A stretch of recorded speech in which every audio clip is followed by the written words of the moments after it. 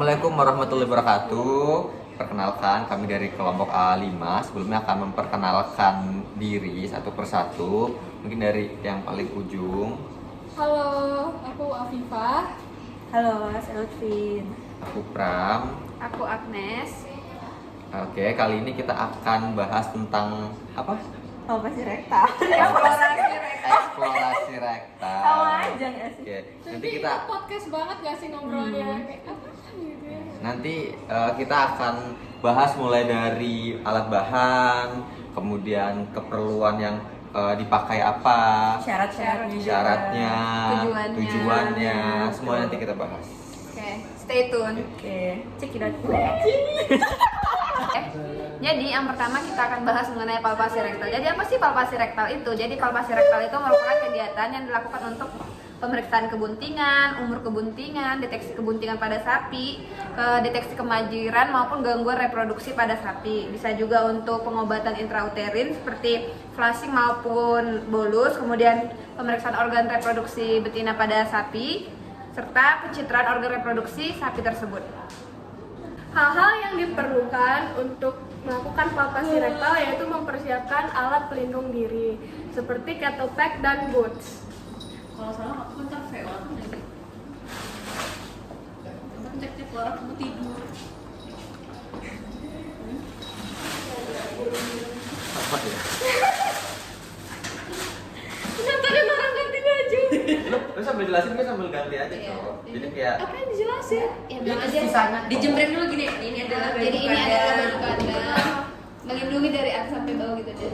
Jadi baju kandang ini berfungsi untuk melindungi pakaian dan badan operator dari kotoran yang ada di kandang sapi. Selanjutnya ada boots sebagai pelindung juga.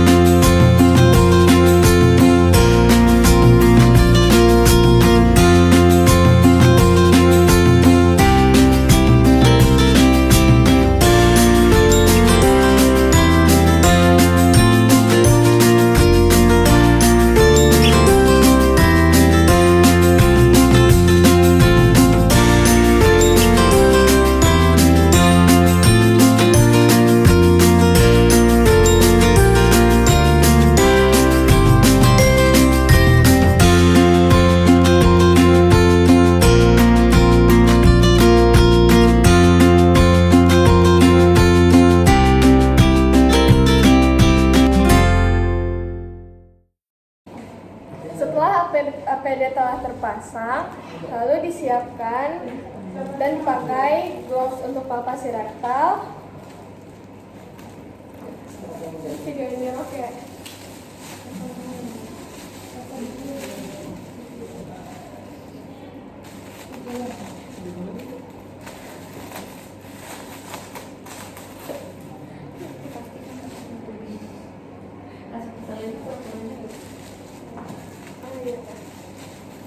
Gloves dipasang hingga menutupi seluruh bagian dari lengan. Kemudian di sini ada vaselin. Iya. Vaselin di sini berfungsi sebagai pelicin. Selain vaselin dapat juga digunakan sabun untuk pelumas. Pelumas dilapisi pada bagian gloves yang akan melakukan palpasi.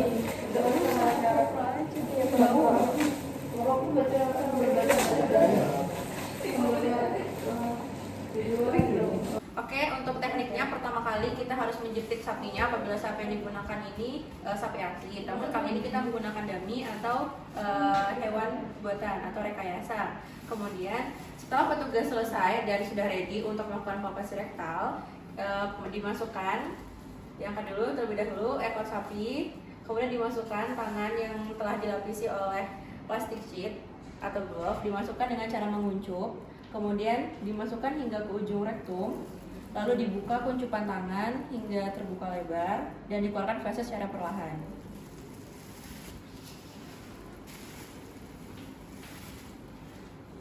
Setelah fetus dikeluarkan, kemudian dilakukan eksplorasi organ, yakni ada ovarium, uterus berupa kornua dan korpus, selanjutnya serviks, vagina, dan arteri uterina.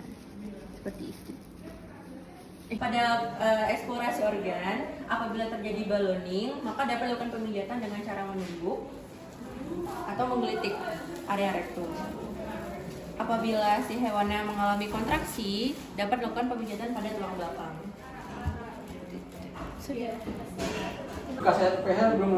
Ngawur. Sebelum melakukan palpasi, ada beberapa syarat yang perlu diperhatikan oleh operator, yaitu memiliki kuku yang pendek, kemudian tidak memakai aksesoris apapun pada tangan, lalu jika berambut panjang harus diikat karena untuk memudahkan. Kemudian apabila berkerudung harus dimasukkan ke dalam baju. Jadi kan tadi kita udah apa sih bahasanya? Praktik. Ya udah memperagakan, kita juga udah tahu syaratnya, kita udah tahu APD-nya gimana, tekniknya gimana, tujuannya apa. Mungkin sekarang kita bahas ini ya, hal-hal yang berkaitan tentang apa yang tadi kita lakukan.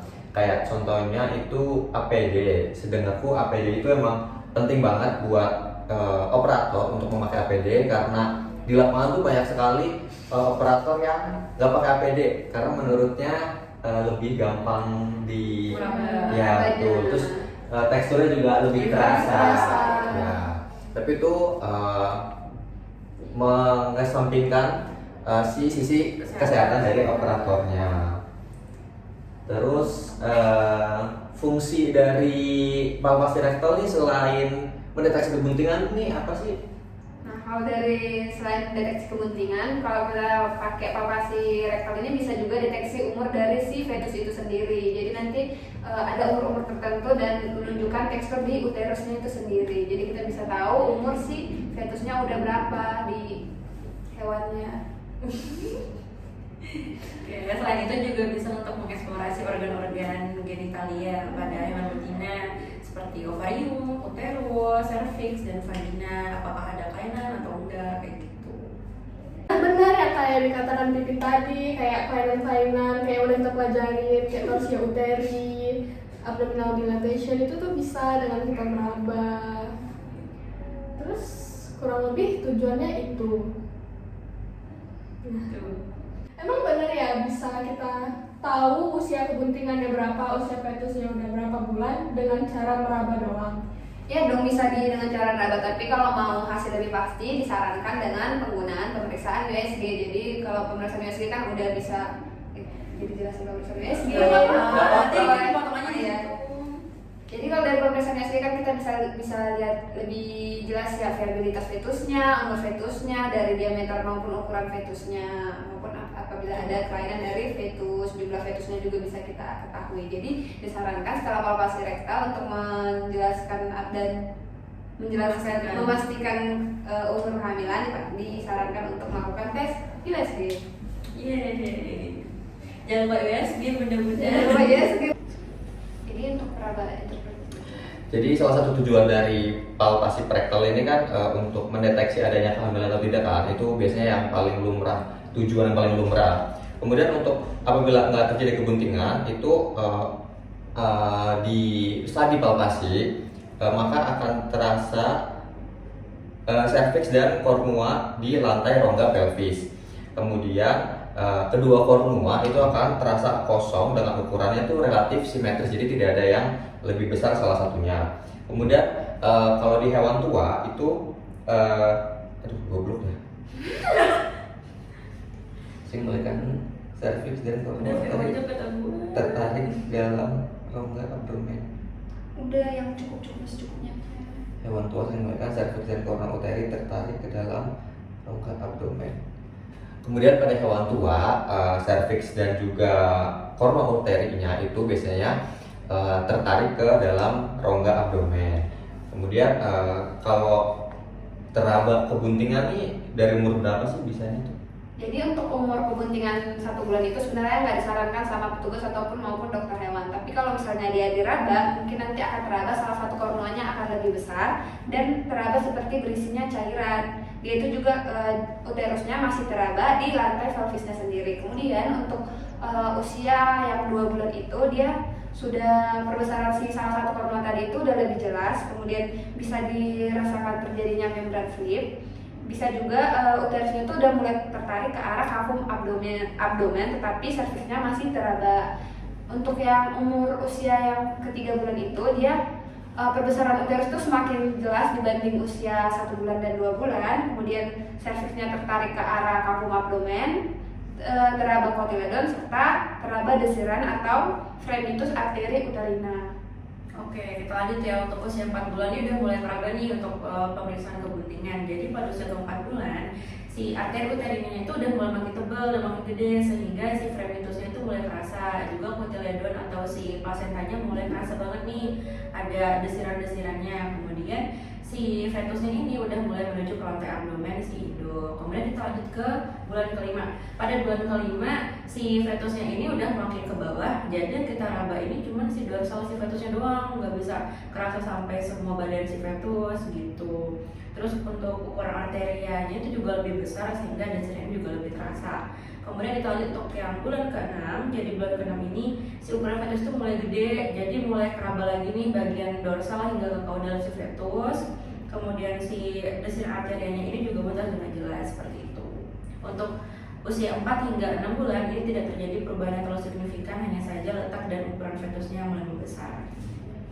Dan memasuki bulan ke-7, bagian fetus itu bakal jelas teraba sehingga dapat ditentukan situsnya itu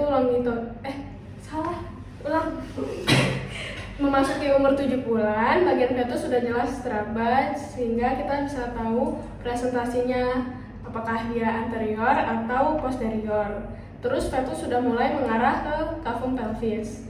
Dan di usia 8 bulan, fetus sudah mendekati kafum pelvis dan bagiannya semakin jelas teraba dan dapat dirasakan reaksi fetus apabila diberi rangsangan seperti contohnya dicubit. Dan di usia kandungan yang ke-9 bulan, fetus sudah masuk ke kafum pelvis dan reaksi fetusnya semakin jelas.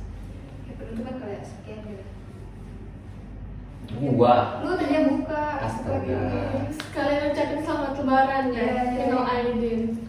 Mungkin itu saja dari kami setelah tadi membahas tentang bagaimana cara melakukan palpasi, kemudian juga bahas mengenai berbagai macam tujuan palpasi dan sedikit ngobrol tadi tentang palpasi rektal. Kurang lebihnya dari kelompok kami mohon maaf. Wassalamualaikum warahmatullahi wabarakatuh. Selamat menjalankan ibadah puasa. Oh, udah bulan puasa pas videonya di Selamat Minal aidin wal faizin.